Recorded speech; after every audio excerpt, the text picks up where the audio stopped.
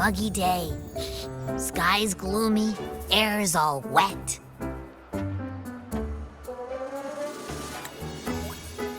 Oh, man. At least let me finish my sentence. Ugh. Ugh. Cold, cold, cold. Oh.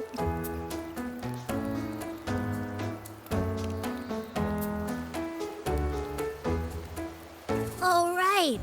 I'm famished. We barely had a bite sprinting all the way here from Ragoona. Whoa! Pinch me! This is a feast and a half!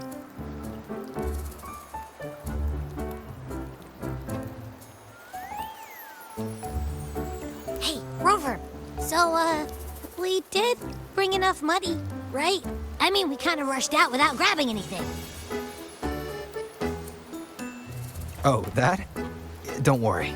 Money's not an issue. Augusta made sure we're covered. All our food and lodging here in Septimont is billed straight to the F4's palace. But I think the owner might have overdone it a little. Ha!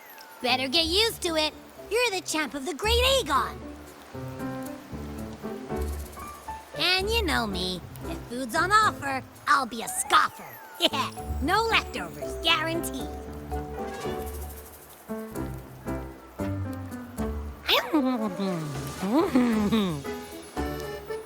Free stay, free meal. The Zephyr really knows how to treat guests. Maybe we should, hang around a bit longer.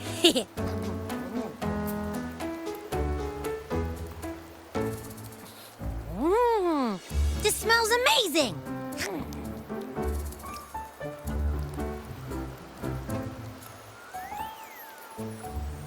Abby, what do you think Imperator wants me to find? If Cardathia's right, the last clue should be somewhere on the Segue plateaus. We're so close to the finish line, just one step away. But our pace is slowed. Relax. We're already back in Septimont. What's the rush? I remember Lupa said there's this weird blight cloud hanging over the Segue plateaus.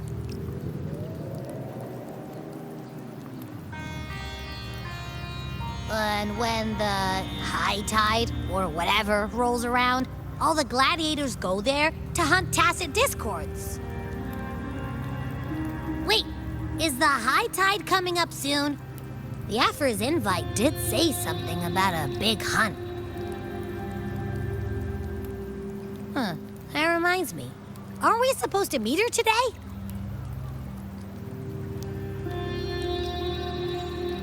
A messenger came this morning. Augusta is dealing with an emergency, so our meeting's postponed. It looks like it'll be a while. An unexpected change. It's throwing everything off course. I don't like the feel of it. And why me for this hunt? If it's about the Great Aegon, the messenger said none of the other gladiators were invited.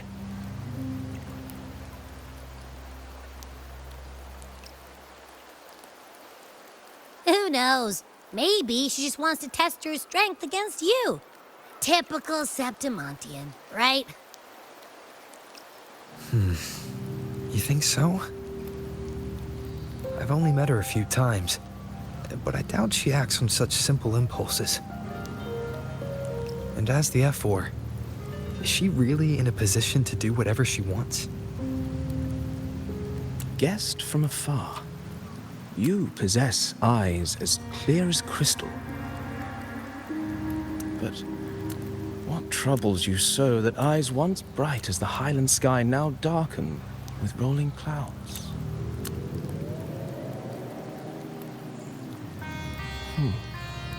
A warrior who walks the blade's edge does not falter over trifles. The clouds, if I may guess, are cast from the throne. At the peak of Capitolini Hill, beneath the pale walls of the Ephes Palace, secrets lie buried. And the most intricate among them are those born from the pursuit of power. Even one as honorable as the Epher must learn when to be ruthless. In Septimont, a city forged in iron and blood, anyone who seeks the throne without knowing the cost is no better than a lamb marching to the butcher's knife.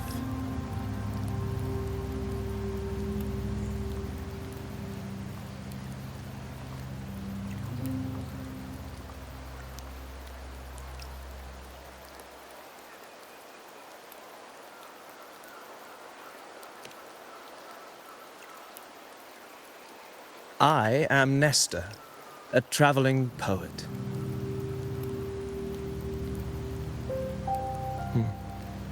The rains in Septimont never seem eager to leave this season. So then.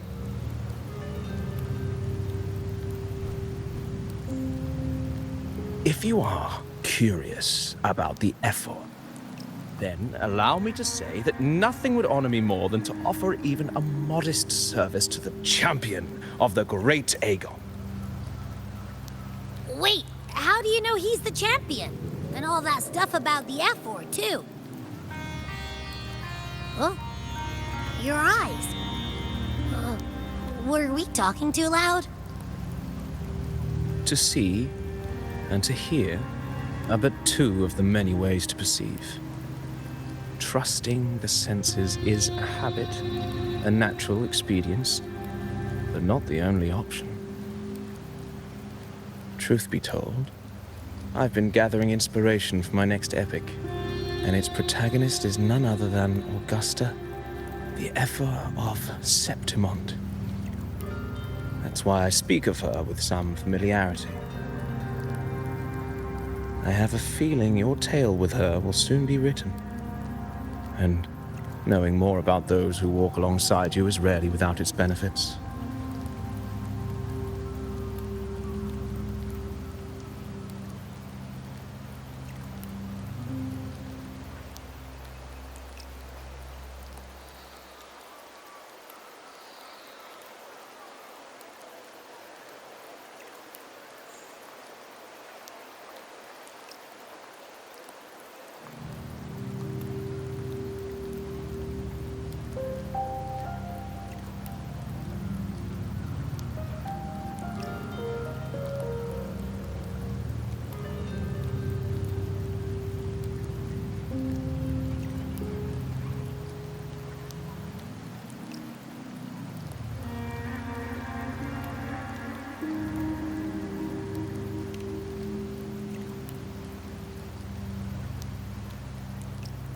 Augusta, a girl of humble birth, a resonator of modest talent, a commoner without noble patronage.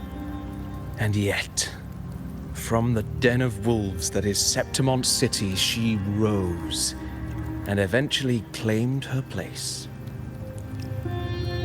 Just like the burning sun was once a cloud of dust.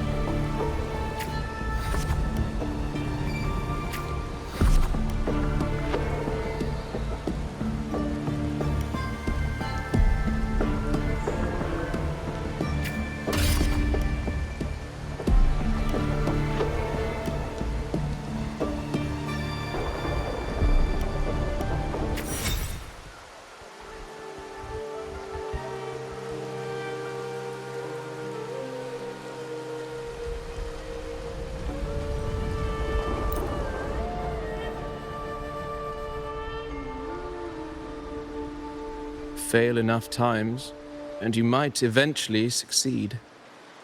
Should we call it resilience? Or mere stubbornness? Or perhaps, for a girl who has lost everything, there was never a second option. She had no one to trust but herself, and naught but a blade to hold. And yet, as the first stanza of an epic, this is nothing extraordinary. Since the lament, across the scorched lands of Solaris, I've heard this story repeat itself, again and again. Greatness. Yes, our era has certainly seen it. But true greatness is never found on the first page of a story. Courage, glory, and honor. Such immortal virtues have been etched in tablet and stone. They are never forged overnight. Light as a thread, elusive as the wind, they weave themselves into every twist of fate, tangling with every insignificant choice we make.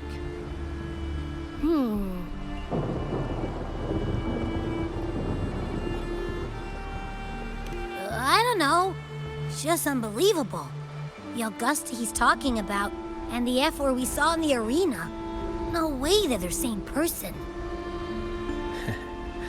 A girl far from home, arriving in the city upon Capitolini Hill in pursuit of strength.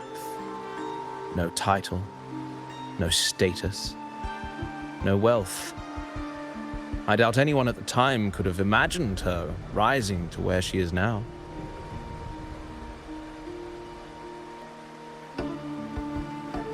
Do you mean Kato?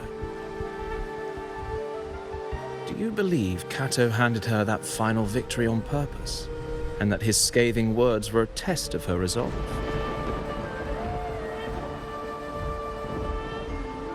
Then Kato must have been an idealist to place his faith in a girl with nothing to her name. Now, why don't we keep this question in mind and see where the story leads us?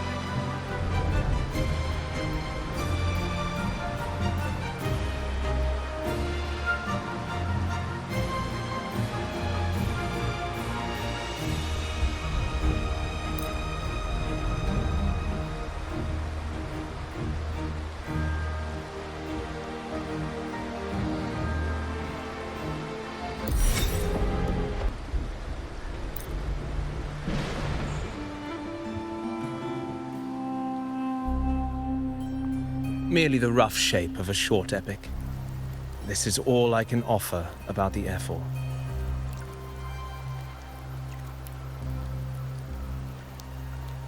Now, as a listener, what do you make of my narration?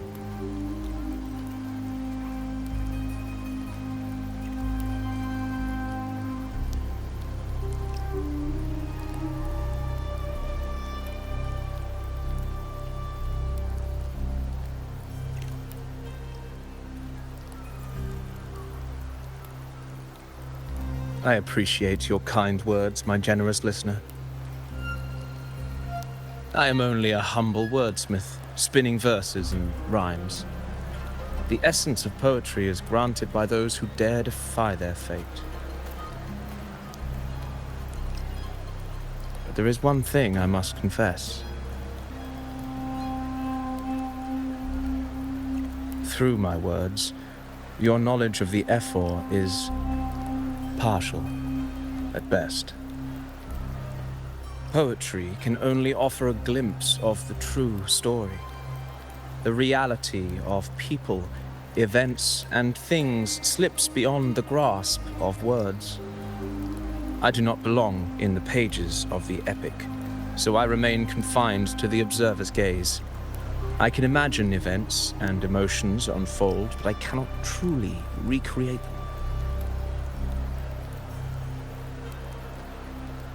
Here's some advice for you, though I hesitate to call it such. If you want the truth of a story, step into it. Become part of it. The opportunity stands before you now. As I've said, the tale between you and Augusta, the hero of Septimont, is only now turning its next page.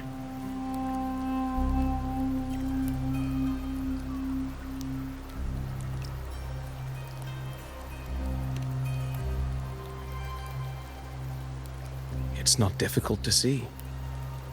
Fate flows like the stars, tracing their course. Your destination is written in the steps you take.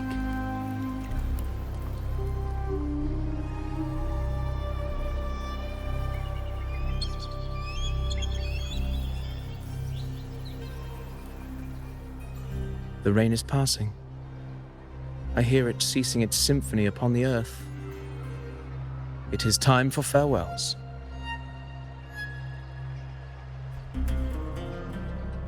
Before I leave, may I ask you one last question? What is it that has lifted Augusta to the seat of power?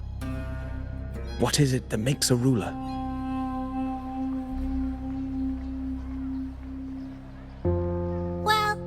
I'd say strength. Let's be real. There's no way Augusta could have passed those trials without strength. Rover, what do you think?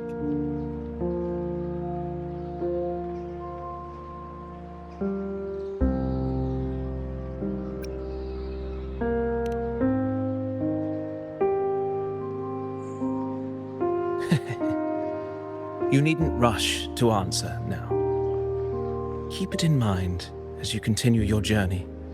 When the final chapter is written, the answer will reveal itself.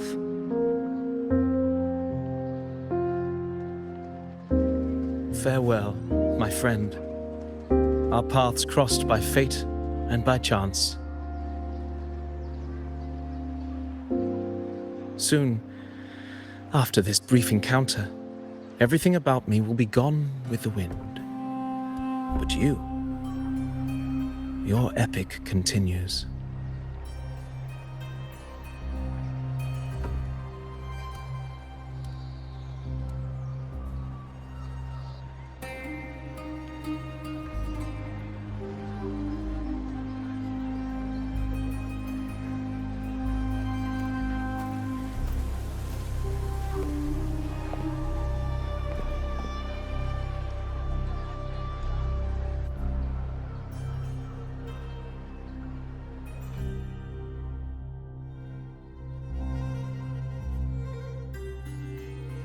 Your Excellency, you have indulged her too much.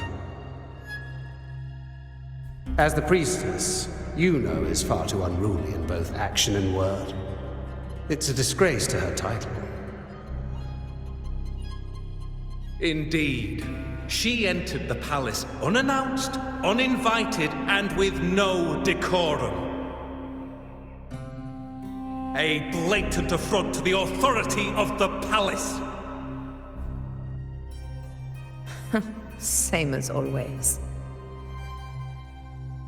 Senators, all she crossed was a doorway. One too insignificant to carry the weight of our authority, or defend anyone's fragile pride. Let us not forget, it is not the walls of Capitolini Hill that command fear. It is my will, my sword, and our relentless conquest. I know your fear. You fear a priestess's voice drowning yours, and a rebel challenging the Senate's rules. But listen well. Power does not bow to sycophants, cowering behind their traditions. If you seek power, then step from the shadows. Face me, and prove yourself worthy.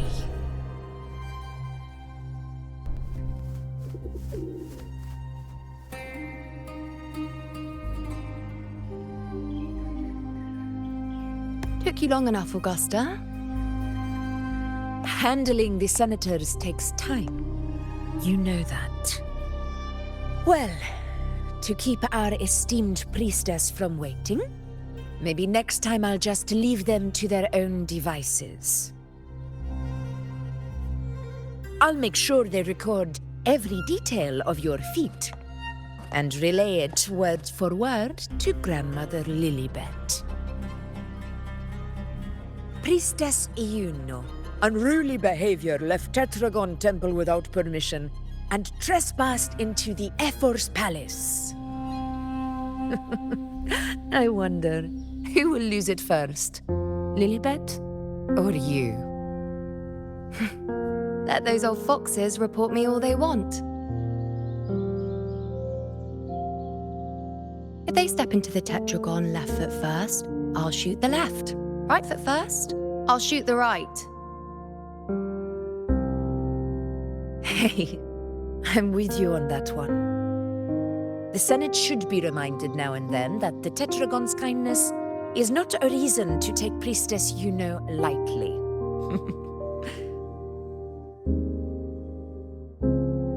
Why didn't you wait there?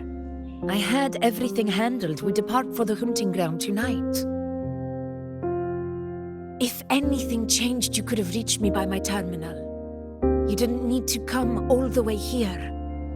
I want you free of duty until that day arrives.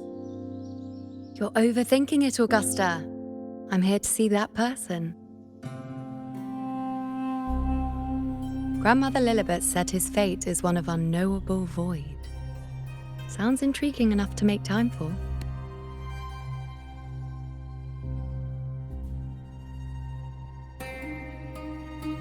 So that's it? Too bad.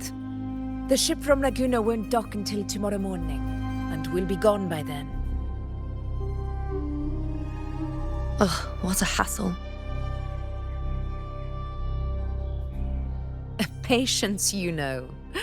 The warrior has accepted the invitation. So, you'll have plenty of time to meet during the hunt.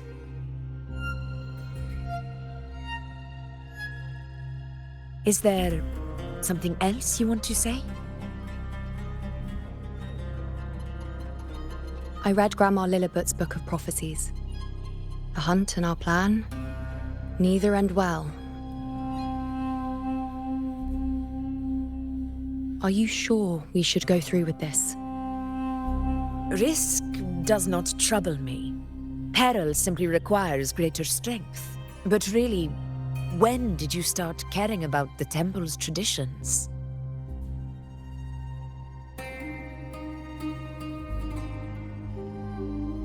O ye faithless of Septimont, the divinity is enraged. Should your ruler defy their will again, doom shall be your fate.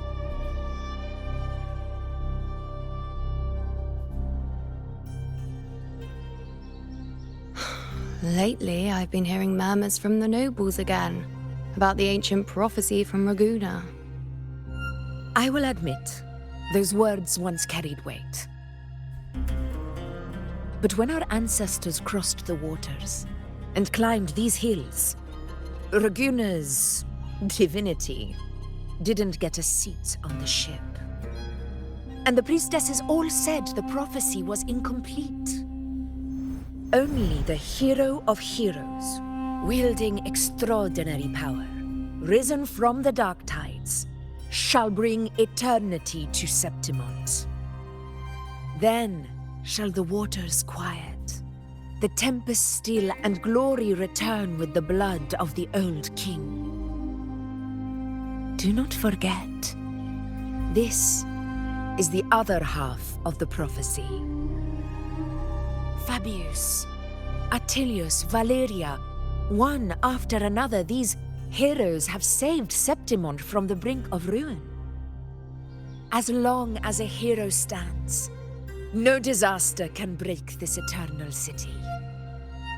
What if this time is different? What if ruin is our fate? Then I will sever that fate with my blade.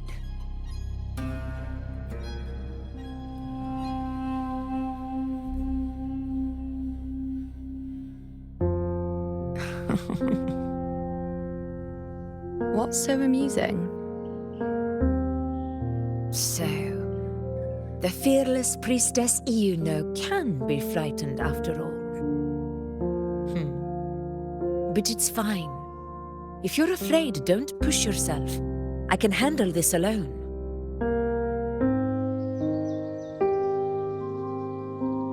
Most revered priestess, wait for me in the temple. I shall return victorious. Frightened. Me? If anything, it's you, trying to shut me out and face it alone. Fine. Go ahead. You'll come back to me sooner or later. That I can't deny. I knew it. So you do need me for this hunt. Thank you. You know.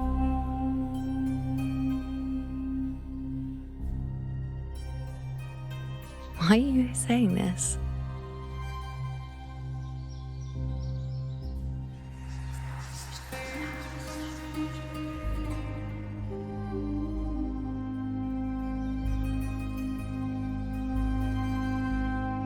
The storm is coming. Come, you know my friend. The best way to greet a storm is to walk straight into it.